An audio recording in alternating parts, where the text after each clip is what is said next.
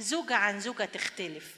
والزوج الشاطر اللي يعرف مفاتيح زوجته. أكيد قريته أو سمعته عن لغات المحبة ال5، وإن كل زوجة ليها لغة غير الزوجة التانية. في واحدة تحب الهدية، في واحدة تحب اللمسة الحانية، في واحدة تقول لك لا يجيب لي هدية ولا لمسة حانية، اقعد معايا وسيبني أفضفض.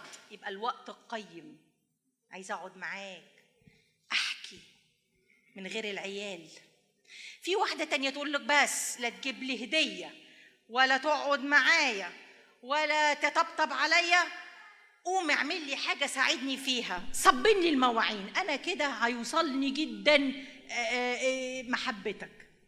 لغات محبة مختلفة، لغات محبة مختلفة. أنت كزوج عليك تفتش أنهي لغة من اللغات دي اللي زوجتك بتحبها وتعملها. أسرع إلى ما يسر قلبها.